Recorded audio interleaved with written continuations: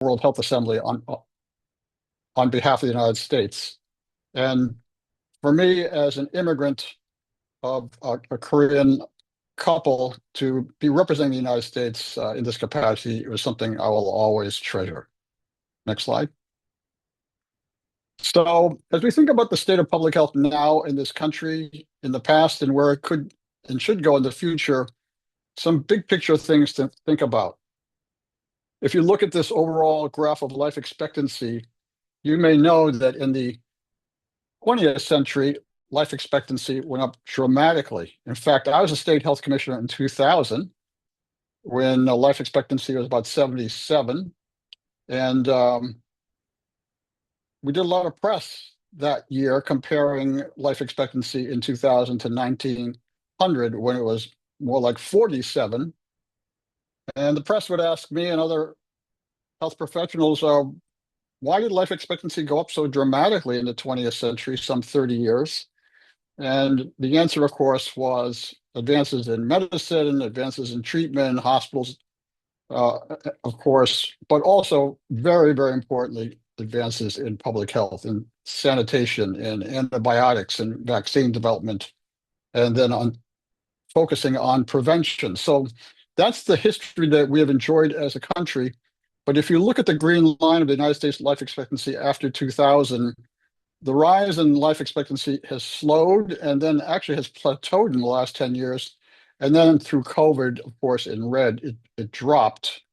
And our life expectancy in the US is some 4 years shorter than comparable countries. And a lot of discussion about why and what we should do about that. Over on the right, you may be familiar with the numbers showing that the US makes up some 4% of the world's population, but some 17% of the COVID-19 deaths as of last year. We've had over 1 million deaths in the US. We're still going through the trauma of trying to recover from COVID. And this is a very important time through Public Health Week to think about the critical nature of emergency preparedness and how we have to learn from each crisis and be ready for the next one if we're going to make public health better. So this slide tries to depict some of the many themes I've tackled in my public health career as a public servant at the state and federal level.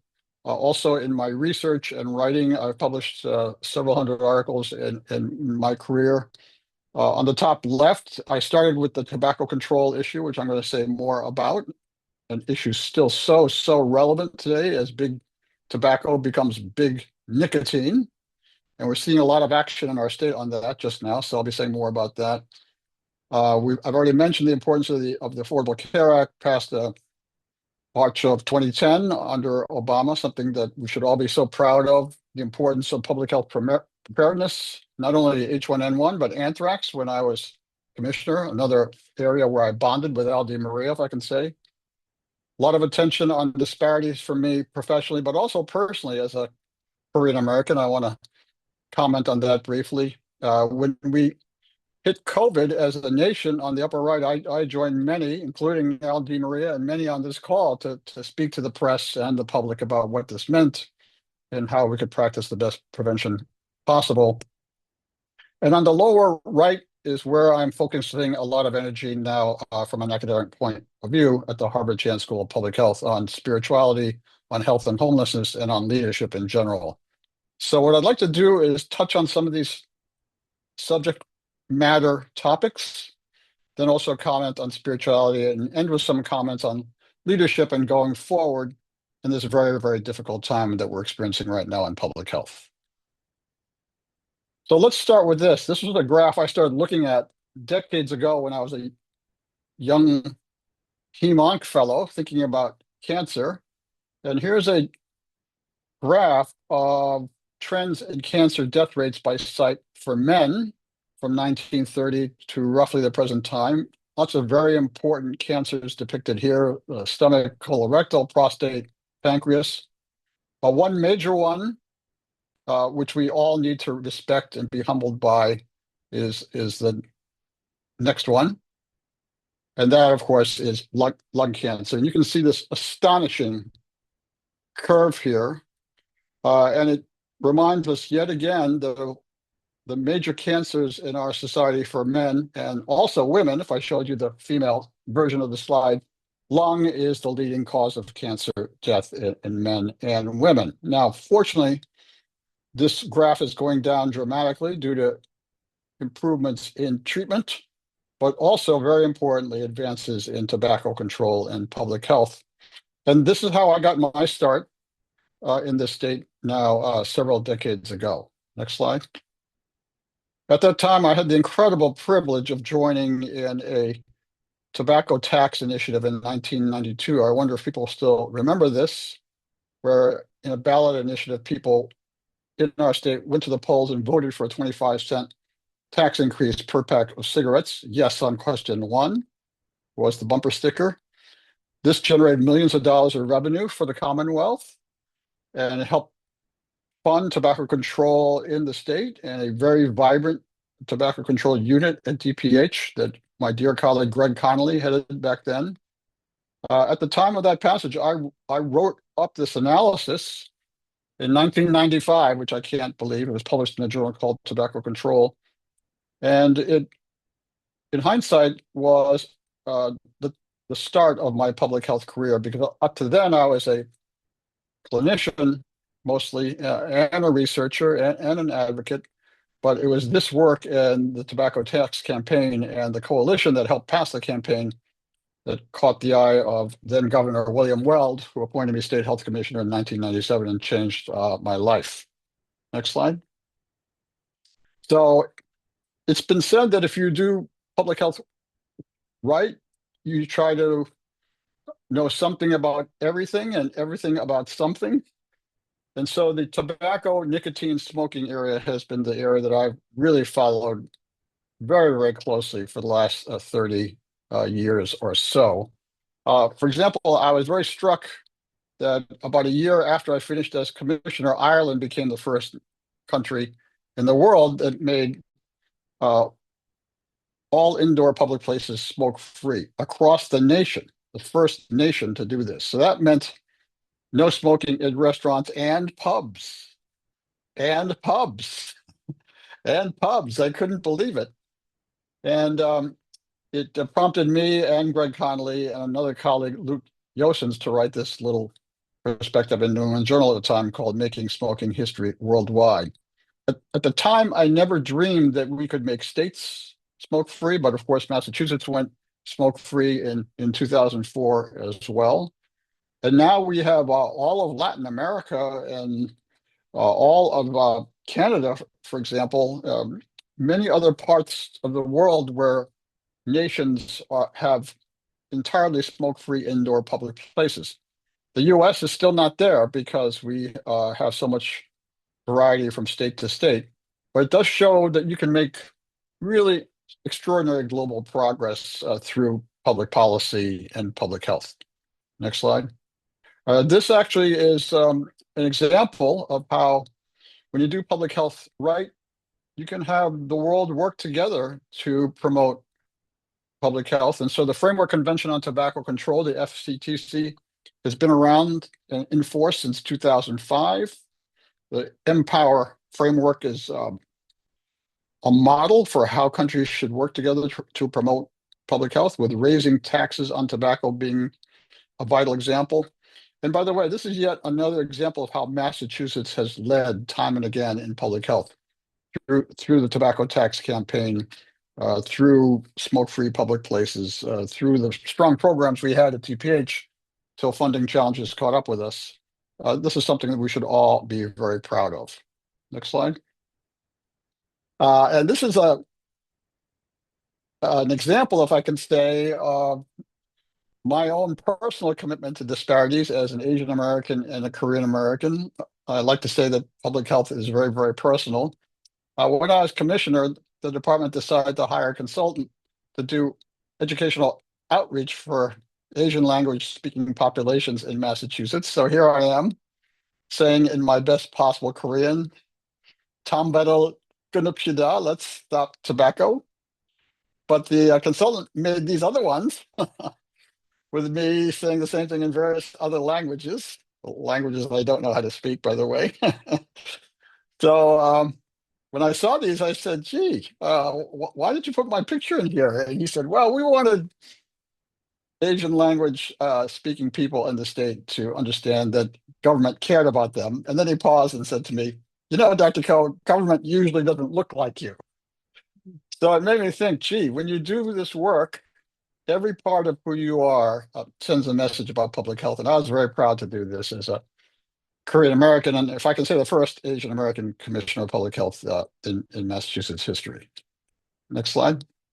So let's advance to today. I don't know how many people on this call are from Brookline, but we are very, very proud of Brookline for many reasons. And one was that in 2019, Brookline passed the first generational sales ban for those born after January 1, 2000, a so-called birth date-based tobacco policy. And this got challenged in court, but in 2024, it was upheld by the Supreme Judicial Court. So as of now, actually that last number here should be updated. Some 22 communities in Massachusetts have passed the so-called nicotine-free generation law, where if you're born after a certain birth date, one can never buy tobacco, cigarettes, vaping products, anything with nicotine in it. And that has been the result of tremendous leadership by local health departments, by advocates.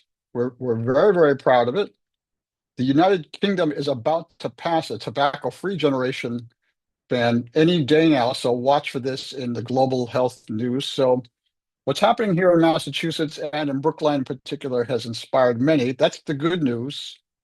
There is now in Massachusetts some effort by the big nicotine groups to reverse this through preemption and limit and overturn the rules that have been agreed upon in these 22 communities, led by local health departments and local health boards. So if you hear about this or have opportunities to talk to your state rep or state senator, please oppose such efforts because we are making history here on nicotine-free generation, and we want Massachusetts to continue to lead the way. Next slide. But when I went to HHS in 2009 and through 2014, everybody knew that because I was from Massachusetts, because I had this history of tobacco control in our state, that this was my overriding public health priority as the assistant secretary. So we instituted a lot of coordination and policies and programs for tobacco control. We had unified efforts across FDA, CDC, HHS. This also was the time when FDA started regulating tobacco for the first time in US history. And my dear colleague, Dr. Mike Fiore, published after the Obama era was over that smoking prevalence, the slope of decline was steepest under Obama compared to Bush and Clinton, as you can see here. So that was something we were proud to see, but there's much, much more work to do. Next slide. So let's move on. I did mention anthrax, which is now 25 years ago this fall, which I cannot believe.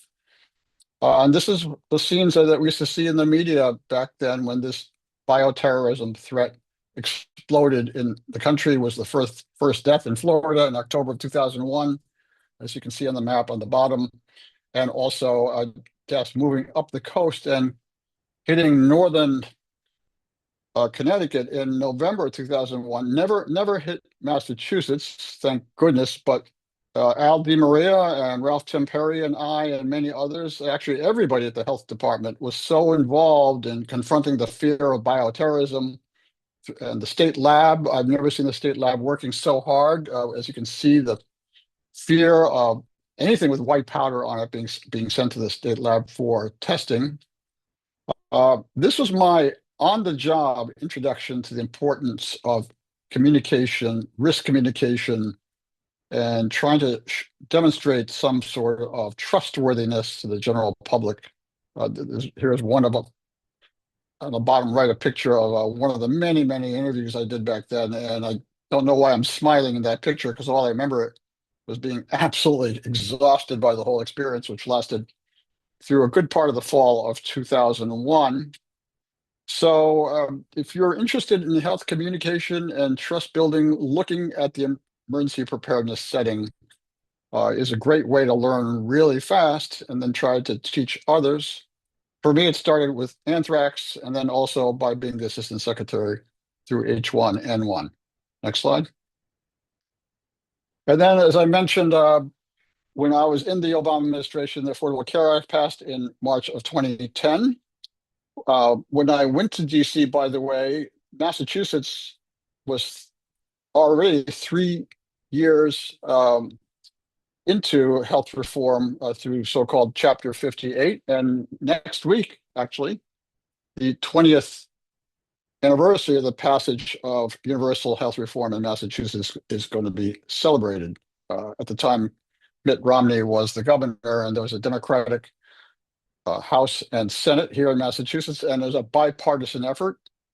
I was hoping very much when I went to Washington that I'd see the same theme for the other 49 states, but of course that did not happen. This has been very controversial and lots of lawsuits. Medicaid expansion, which was hopefully going to be a national priority, has now moved forward state by state, and there have been many, many lawsuits. But the good news is many years later, if you go back to, I'm sorry, Al, if you keep going back, we still have some 10 states that have not adopted Medicaid expansion in green, as you can see.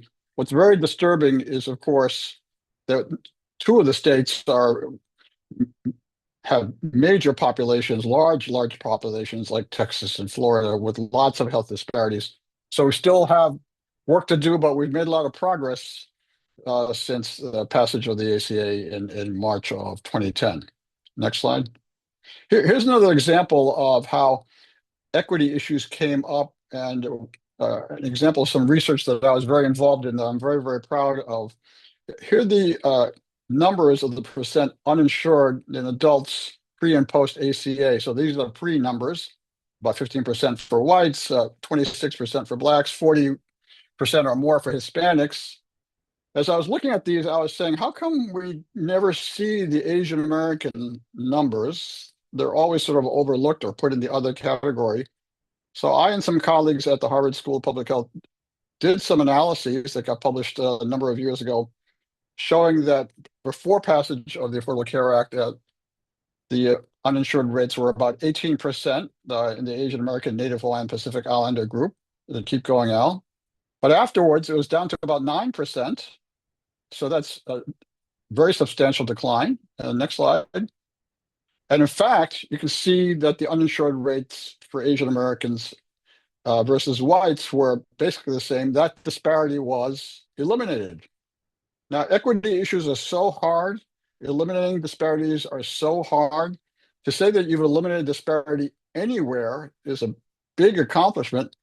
So this is a very important lesson, in my view, not just for those studying health insurance coverage, but studying equity issues overall. They can be eliminated if we work together. I congratulate the advocates here who went across the country, did outreach in Asian American communities, enrolled vulnerable people through multiple languages, through assisters, through translators. They said it couldn't be done, but it has been. And we are now trying to update these numbers up to 2023, and very tentatively, it looks like this progress has been upheld. So let's see if we can get that publication out sooner rather than later. But this is another example of how the equity issues have affected all populations of color, in this case, the Asian American ones too. Next. Now, another area where I was very proud to work on at HHS that has relevance to us is on hepatitis. We had the first national viral hepatitis action plan, and our state health department, DPH, has done a lot of work on hepatitis outreach, education, and prevention. Again, Dr. DiMaria has done so much here. I'm very, very proud of that. This is another area of disparities for Asian American, Native Hawaiian, Pacific Islander populations, as you can see on the top. But here's one issue as we talk more and more about vaccination in the current age that exemplifies how challenging and upsetting this is to see progress in vaccination now being challenged and held up and potentially reversed. Many of you know that it was 1991 that when the CDC recommended a birth dose of Hep B vaccinations for all newborns. I used to mention this as a great example of how we need prevention even from the time of birth. That's what public health is doing that's so important and why it's so powerful. And so because of that, over the next 30 years or so, Hep B transmission among newborns was virtually eliminated. But this has recently been challenged by the health secretary and HHS. And in fact, one committee eliminated the universal birth dose recommendation. That's just one example of how vaccine recommendations are being uprooted and disrupted right now. Next slide. You all know so well that the childhood vaccination schedule on the right, where 16 vaccines were routinely recommended for so long, is now being disrupted, with about half of those being moved into a revised recommendation, as you can see in the orange and yellow and gray.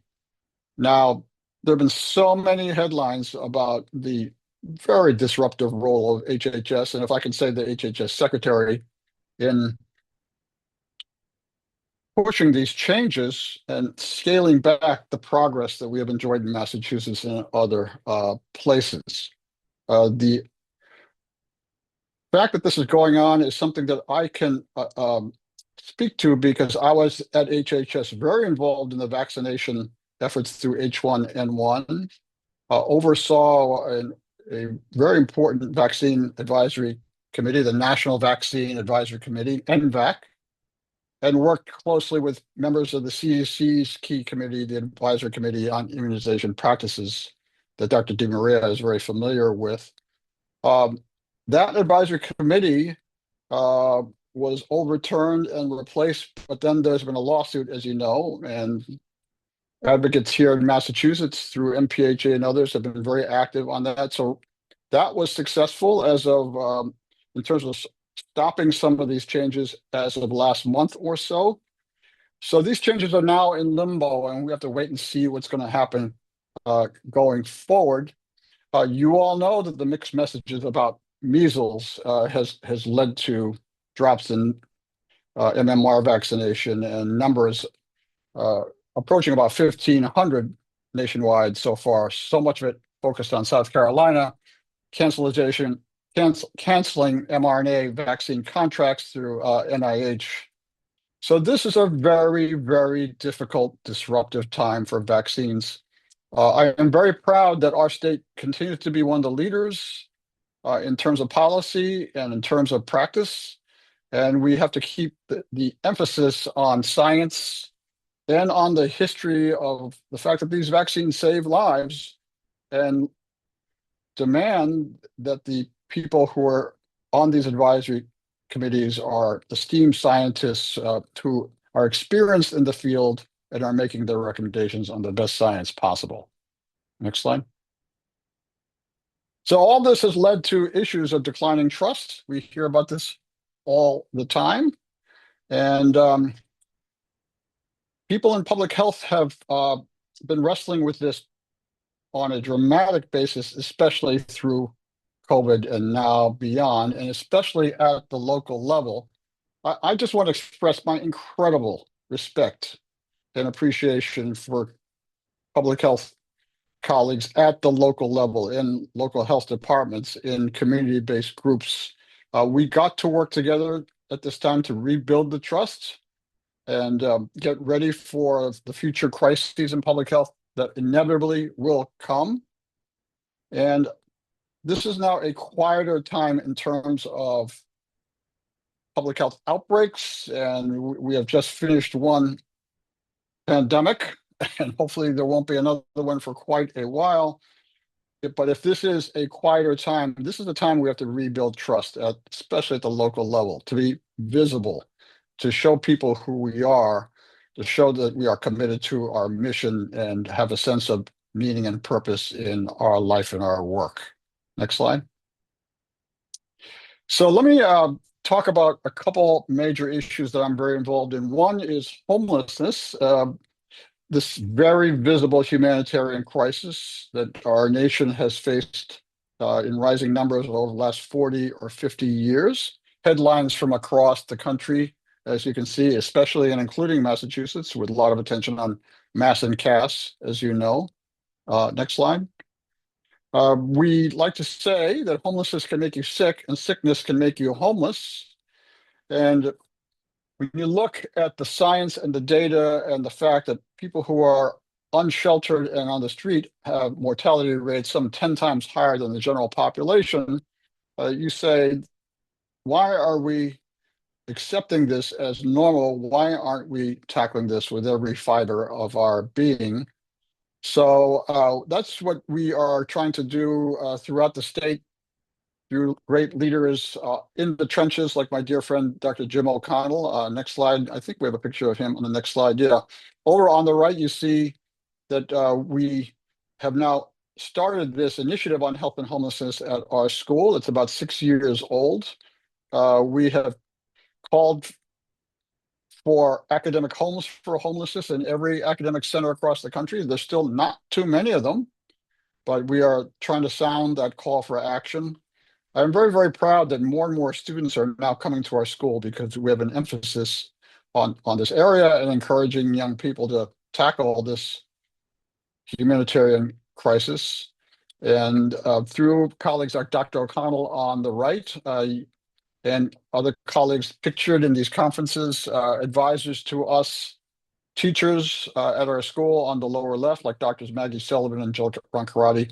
We're trying to raise awareness, build partnerships, and inspire action to end homelessness if we can all work together.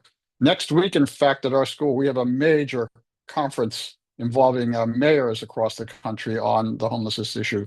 So we're very proud to bring those leaders together, and we'll be delighted to report back to you soon.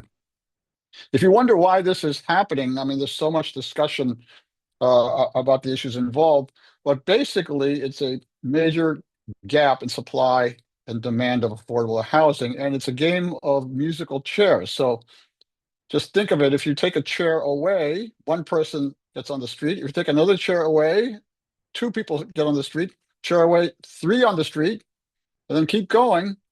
If you keep taking these chairs away, who's most likely to lose the tragic game of musical chairs that is represented by the lack of affordable housing? It's people with disabilities, young mothers with families, people who are struggling with mental health or substance use issues. These are the people who lose this tragic game. So this is a public health issue. It's a housing issue. It's a poverty issue. It's a discrimination issue because so many of the people on the street are disproportionately people of color. So when we're thinking about action in public health at the community level in terms of equity, this is one area that I think we all need to lean into because it reflects so much on where we are right now as a society. Next slide. And so let me move now into the area of spirituality because I have found through my career something fascinating about this area, and increasingly believe that we don't talk about the themes of meaning and purpose and connection to something bigger, which is what spirituality is all about. Next slide. I first started thinking about this not only because of Reverend Coffin when I was a pre-med student at Yale, but when I was in DC, I was amazed to learn that federal offices of faith-based partnerships were established under the George Bush administration in 2001. Such offices exist in the White House in every agency, every major federal agency. And this has gone on through Obama, Trump 1, Biden, and now Trump 2. And the mission is to collaborate with religious and secular leaders and scholars from different backgrounds to promote collaboration and make society better. Next slide. So I was so moved to be part of that because when I was in Washington, I used to be part of the groups that would welcome religious and spiritual leaders to DC and to collaborate with them on issues like health insurance coverage and improving vaccine delivery. That when I came back to DC about 10 years ago and came back to Harvard, I joined this group, the Harvard Initiative on Health, Spirituality, and Religion. I'm so grateful to this group for the work we have done on spirituality, with the key themes being ultimate meaning, purpose, transcendence, and connection to something bigger than yourself, the significant or sacred. Next slide. We decided as a group that the best way we can contribute to understanding here is to write articles in the highest impact journals that we could, reviewing the highest quality evidence possible. So on top, I mentioned this very important article on spirituality and serious illness and health. The first author is my dear colleague, Dr. Tracy Balboni of the Dana-Farber Cancer Institute. I had the great honor of being the senior author on this article, which was published in JAMA, now been cited over 500 times, if I can say. And we review in this major publication that spiritual needs are common. Spiritual care is frequently desired by patients, but infrequently addressed. We need to provide spiritual care more to help patients in serious illness, especially at end of life. And then in terms of population health, a frequent religious and spiritual service attendance is associated with lower risk of mortality, better mental health outcomes, less smoking and tobacco use. More on that in a minute.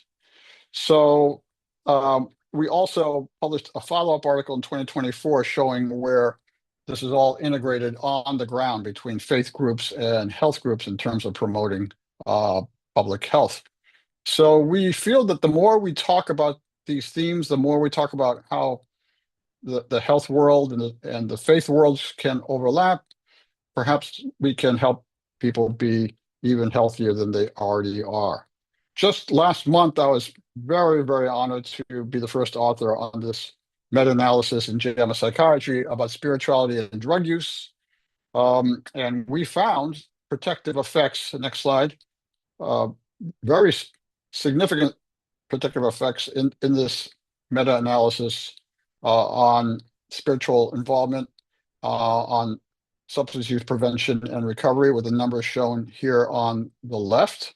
And these effect sizes affected all the 4 substance categories we studied: alcohol, tobacco, marijuana, or other drugs. So this is a finding that we think should be discussed in the public. I often point out, and we cite this in the article, that the 12 steps of AA, if you actually look at the 12 steps, 8 or 9 of the 12 are explicitly spiritual, about trying to connect to something bigger than yourself and rebuilding lives with the support and love of people around in the community or in family settings that help people regain their sense of meaning and purpose, and also help them regain some sense of resilience through very tough times. And so this theme of resilience and meaning and purpose in terms of helping people make sense of very difficult situations, those themes, I think, are ones that we can all learn from in times like this. Next slide. And so this final part is on leadership, because this is a theme now I've thought about from my first day as a state health commissioner. I remember starting as the state health commissioner and helping to running this massive organization with then 3,000 employees, 4 hospitals, and a $700 million budget, and thinking, gee, no one ever taught me how to do this in medical school or even public health school. Next slide. And so I started reading about this, thinking about this, and teaching public health leadership. And I now have taught on this theme at Harvard for a number of years. I love this quote and definition of leadership from Kouzes and Posner, that leadership is the art of mobilizing others to want to struggle for shared aspirations. Leadership is not easy. It's about aspiration, though. It's about inspiration. It's about perspiration. And if we encourage people in public health right now who are being tremendously challenged to really learn from others about what leadership is or could be or should be, and try to encourage one another, we can make public health stronger going forward. And then this is a vocation for all of us. I think everybody here would agree to that, because as Parker Palmer says, true vocation joins self and service. And as Buchner has said, your vocation in life is where your greatest joy meets the world's greatest need. Next slide. I've become fascinated about how to explain what leadership is, what it involves. My dear friend at the Kennedy School, Marshall Gantz, has said leadership requires head, heart, and hands. We often talk about what we're doing, that's the hands, or how we're doing it, the head, but we don't talk as much about why we are doing it, and the motivation about why we get involved in areas so hard, like public health.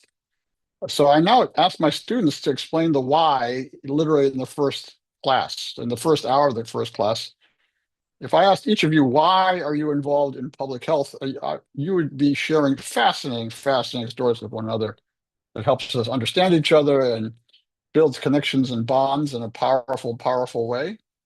And when you hear the stories in a public health community, they are extraordinary, and it makes it the incredible field that it is. And many people would say it's a calling for me. I never planned this, but here I am. And if I could say I'm one of those people, I never planned this, but here I am, having served at the state, federal level, and also in academia. Next slide. When it's tough times like this, I have learned by reading through the leadership literature that those who go through crucible experiences, that is, times of great trauma, if people can face their adversity and reframe and create new meaning to get them through, that the best leaders are the ones who go through those crucible experiences, value them, and come out stronger and even more committed than ever before. I often mention that when I read through the leadership literature, that President Nelson Mandela is my favorite example of a leader who has gone through crucible experiences, to be in solitary confinement for some 27 years, but come out stronger and motivated than ever before to bring democracy to South Africa. I mean, I think that's a leadership example that we can all learn from. Next slide. It takes perseverance and flexibility. There's some great quotes relevant to this. My dear colleague, the former professor at the Kennedy School, David Gergen, used to say that a leader sometimes has to, quote, absorb the punishment without surrendering his soul. I think that's a very apt quote. Or Richard Nixon, of all people, used to say, the toughest steel goes to the hottest fire. When you take on leadership positions, like so many of you have, like Dr. DiMaria has, for example, you have to be flexible and be ready to sacrifice. As Simon Sinek has written, we have to practice existential flexibility, especially in tough times like this. And Reverend Coffin used to say, blessed are the flexible, so that ye shall not be bent out of shape. So that's another quote I often use. Next slide. So as I end, here are some of the articles I've written over the years on public health leadership. We have a ebook coming out this summer with some 20 articles on public health leadership in the journal Frontiers in Public Health, an online journal. So we're very proud of that. We think the spiritual themes are very relevant to that, because everybody in public health is thinking about values, meaning, and purpose, and how it relates to them, especially in times like this. So I've had the joy and the privilege of reflecting and writing on these themes over recent years. Next slide. And as I close, I'd like to quote Reverend Martin Luther King, who used to say, I choose to identify with the underprivileged, with the poor, with the hungry. I choose to dedicate my life for those who have been left out of the sunlight of opportunity. I love that phrase. If you talk about equity, um, some of us have had the privilege of enjoying the sunlight opportunity, but so many of us have been excluded. And if we keep King's themes in mind, hopefully it can help us remember that everybody deserves a chance to reach their highest attainable standard of health. Next slide.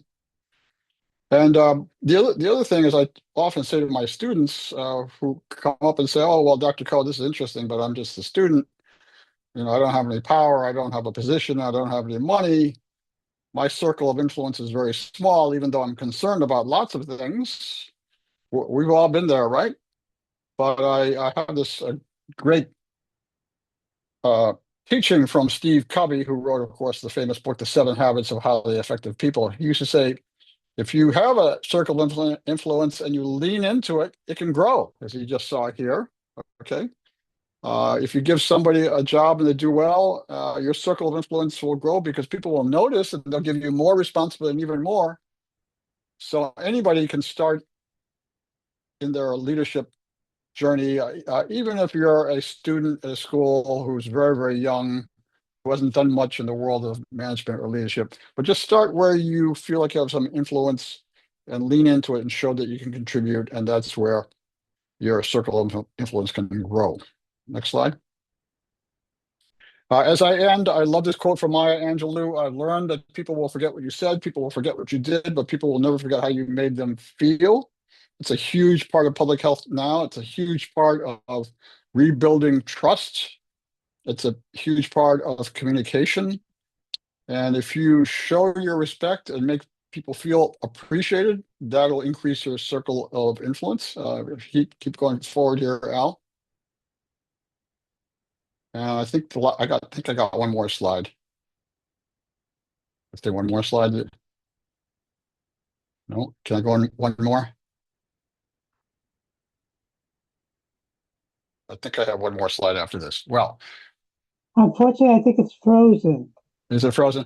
Okay. Well, the last slide was, oh, there we go. Yeah, the WHO definition of health is a state of complete physical, mental, and social well-being, and not merely the absence of disease or infirmity. Next slide. But should we update this now, especially in times like this when we talk about meaning, values, purpose, resilience, a state of complete physical, mental, social, and spiritual well-being, and not merely the absence of disease and infirmity? I think that's where we need to go to bring back rejoining the body and the soul and rebuilding this incredible field of public health that we've all been privileged to be part of through our journeys together in public health. So thank you so much for your time and attention. And if there are a couple of minutes for some questions or Q&A, I'm happy to do that. But thank you, Al, and the Public Health Museum for sponsoring me today. Thank you for this inspirational and informative and nostalgia-provoking talk. I think you have a special gift for presenting Oh, thank you. information, and Thank you. we really appreciate that. Thank And you. let me just see if I had a little trouble doing several things at once these days, but can you sort of talk a little bit more about um, how you think spirituality works in terms of beneficial effects in health? Okay, so well, I think the evidence is pretty definitive if you look at the most rigorous articles that spiritual practices, and that's broadly defined, it could mean religion and faith, but it could be other ways that people find meaning and purpose in their lives, that spirituality is correlated, strongly associated with better overall health outcomes, starting with overall mortality. I showed you my study, our study last month on drug use. You see beneficial effects on suicide risk, on risk of depression, and better mental health outcomes. Part of that we speculate is related to being involved in a community. And particularly if you're part of a faith-based organization and you go to services, that community supports you and adds to that effect. But another part of it may not necessarily be part of being in a community, but have to do with uh, issues that are related more to the individual and not to being in part of a group.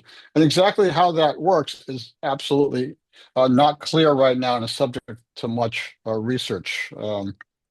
There are stress pathways that are being studied, whether it affects the immune system. Al, you would know more about that than anybody else. We need more attention into the possible mechanisms of that, but the overall correlation that I've just reviewed, I think is pretty well accepted now. In fact, if you conclude about this, we've heard so much in our careers about the leading causes of death. I mean, that's a phrase we hear about almost every day. But our colleagues and I are thinking more and more about what's been called the leading causes of life. Meaning and purpose and spirituality and hope and community. Those are the things that also make us fully healthy and fully alive. So those are some themes that I'll be fascinated for the rest of my life, I think, because it's just because public health is so broad and so fascinating in so many ways. Yeah, I'm sure that a lot of people in the audience are very interested in this. And Thank the you. question arises about what's the difference between spirituality and religion. And I think you already Uh, touched on that, but if you want to. can I say something right? That comes up in the opening minutes of every presentation on spirituality and health. And so we point out that um, spirituality is needed for religion, but religion is not necessarily needed for spirituality. To summarize in one line. So people automatically think it's religion, and that is true for some people, but others find a sense of spirituality in their close relationships with family or friends or immersion in nature. Anything that has to do with ultimate meaning, purpose, and connection to something bigger than yourself. And if I can say, I think that's what captures what public health is. It gives you a sense of meaning and purpose and connection to something bigger, and that's the health of all people. So that's the way I would comment on that right now. Okay, and I think there's a comment. We're just at 8 o'clock now. There's a comment that I think summarizes what and I think all of us. Oh, Um, hmm. Oh, I see that. Yeah. It Oh, was yes. wonderful to see you again and hear your words of experience and dedication. Thank you. Thank you so much. Heartfelt Thank thank you. you. And then there's there's a comment from Ashlyn Rickard Warner, who was once our museum coordinator. Oh, Ashlyn, why don't you come Yeah, on and say hello? hi. yeah. Hi there. Yes, Howard. I know I've interacted you back in the day when I was working at the Public Health Museum long ago, and Oh, for goodness sake. yeah. So it's been a while, but lovely to see you, and Thank I was you. very excited to be here Thank and be you. able to listen to your presentation. I just made a comment there that when I was at Harvard Divinity School, I took the course with Gloria White Hammond Hmm. and Oh, John sure. on spirituality and healing and medicine. And I work professionally in the death care industry now. Wow. So a little bit of a transition from public health research into the death care space. But I'll just say that course was kind of foundational in my work with families and supporting folks in death care. And so it's wonderful to hear this Thank and you. kind of tie this back because, yeah, spirituality and having that basis is really important in what you guys do, obviously on the public health side, pre-death and then afterwards as well. So yeah, just thank you for the presentation. Thank you, Ashley. Yeah, I know Reverend Dr. Gloria White Hammond so well, and Dr. Petit. I mean, these are all tremendous colleagues and leaders. So thank you. Thank you for that. Uh, I'm seeing Steve Chillian's name. Steve, I haven't seen you in Yes, so long, but you were such a good lawyer for us, as I remember back in the day. So thanks for being on. and And museum board member. oh, wonderful. That's great. That's great. Well, it's Public Health Week, and I think I can't think of a better experience for Public Health Week than this evening. Thank you, Al. Thank you so Thanks, much. Howard. It's great to see you Thank again, you. Thank you. and all the best. Thank you, Al.